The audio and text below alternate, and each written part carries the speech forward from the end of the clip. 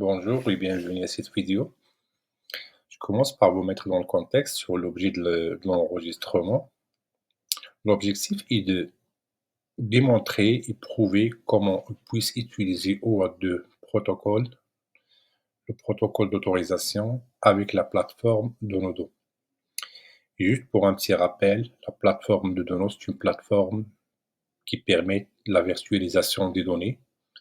Ces données aussi, la plateforme permet et il fournit aussi des différents protocoles pour permettre les consommer, soit directement via du JDBC au DBC, ou via de la synchrone, ou bien de l'ETL, et aussi et principalement via des API REST, que c'est ce qui nous intéresse pour cette époque-là, c'est de montrer comment on puisse exposer la donnée via des API REST, via la plateforme Donodo, dans une première étape, et dans une deuxième étape, comment on puisse sécuriser ces API-là avec le protocole OAuth2.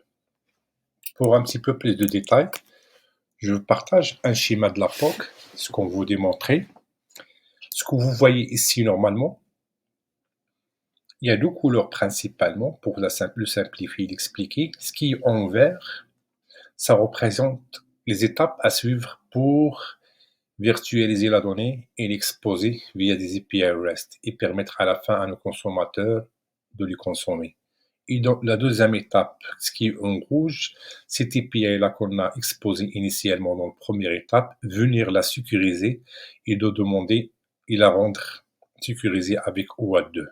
Dans un premier temps, on va se concentrer sur l'étape 1, qui nécessite 5 sous-étapes.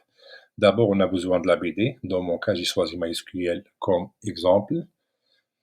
On va créer la BD, on va insérer la donnée dedans. Juste après, on va venir sur la plateforme Donodo pour établir la connexion. Dès que la connexion est établie, on va venir sur Donodo, la plateforme, pour créer notre première vue et exposer l'API. Et à la fin, on va venir pour appeler cette API-là. Allons-y.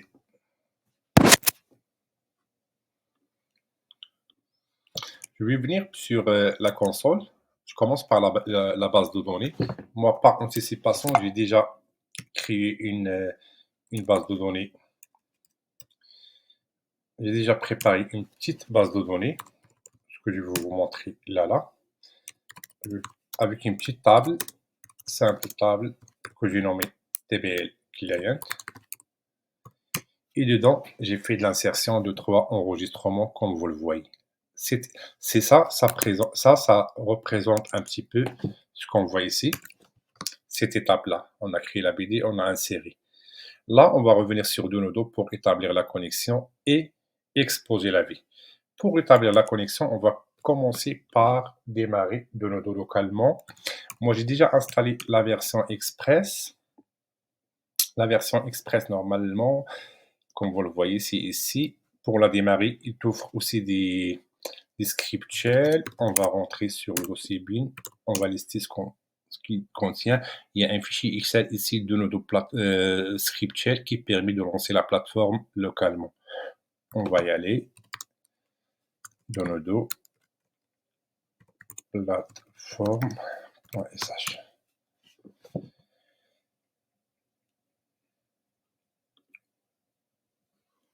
En attendant qu'on démarre les services via le control center, ce qu'on a besoin, c'est Data Port Server, Data Catalog et Web Design pour la modélisation.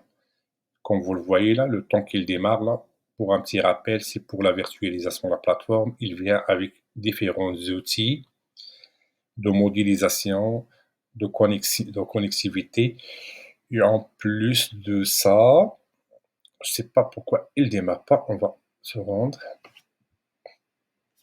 Et on va revenir sur Chrome ici. On va juste s'assurer. On va rentrer sur. Il n'a pas encore démarré. Il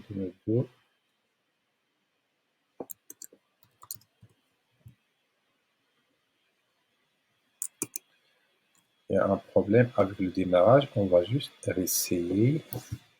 Et on a des modules qui devront être démarrés sans rentrer beaucoup dans le détail technique, c'est pas l'objectif de la vidéo, qui nécessitent d'être démarrés avant les autres. On voit ici que Virtual Data Port qui nous intéresse a déjà démarré. Le Data Catalog aussi a déjà démarré pour démontrer le Data Catalog. Il y a aussi le Web Design Studio pour tout ce qui est modélisation des vues. On va cliquer directement sur le Web Design. Pour le monitoring, ça ne nous intéresse pas pour la POC. On va s'identifier. Et pour un petit rappel, on revient sur notre schéma. Nous, on est dans cette partie-là. On va établir la connexion et on va créer la vue. La connexion, c'est une connexion VDBC. Si je reviens ici, je fais Database nouveau, Data Source, nouveau, Data Source, GDBC. Et dans mon cas, mon driver, mon type de VD, c'est MySQL. J'utilise MySQL, la version 8 localement. Pour se connecter localement, je définis le host plus le port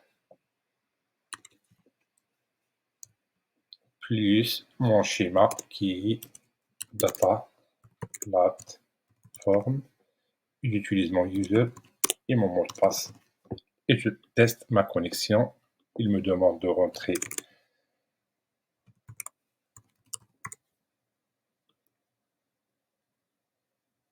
comme vous le voyez. Je viens de finir cette étape-là de connectivité. Et juste après,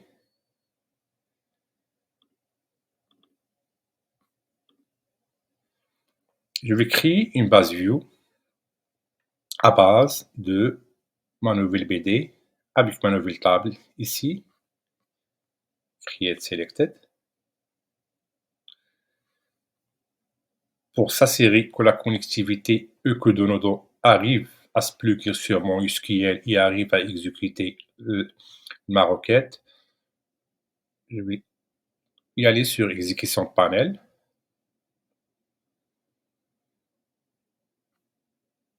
Et je vais exécuter.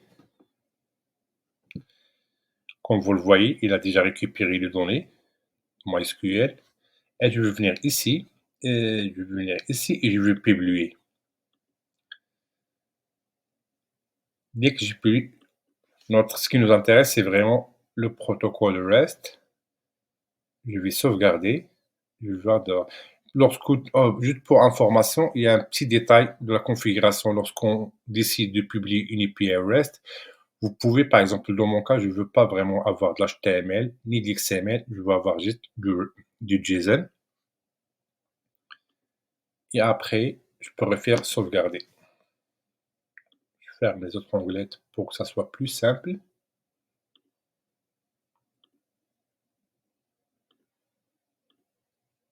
Comme vous le voyez, on vient de faire cette étape-là. Je remonte toujours mon schéma pour ne pas se perdre.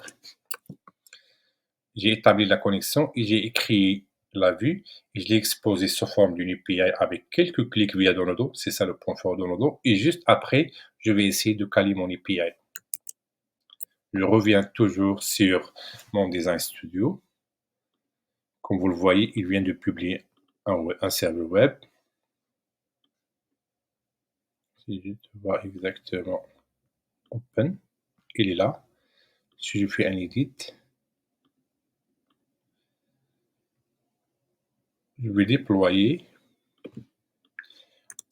Et pour information, le mécanisme que Donodo, il vient avec un serveur Tomcat, Apache Tomcat Embedded. Et tous ces mécanismes, ces étapes qu'on fait, à la fin, il va générer un WAR. Et ce WAR-là, il va être déployé dans le serveur Embedded. Il y a d'autres possibilités de vraiment exporter le WAR et le déployer sur ton propre serveur. Dès qu'on l'a déployé, comme vous le voyez ici normalement, on voit ici normalement que pour rentrer pour appeler notre nouvelle API, il y a le lien.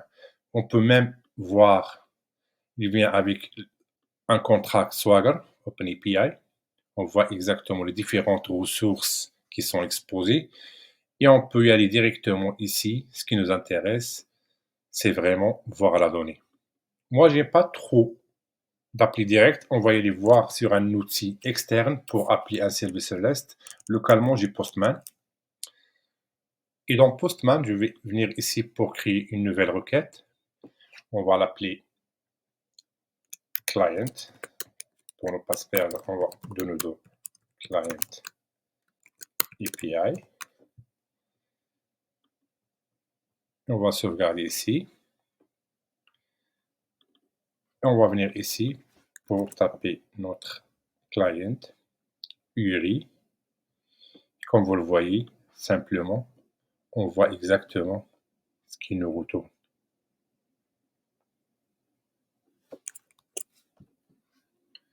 Et je n'ai pas besoin vraiment d'appeler directement via le navigateur. Et je ferme ça.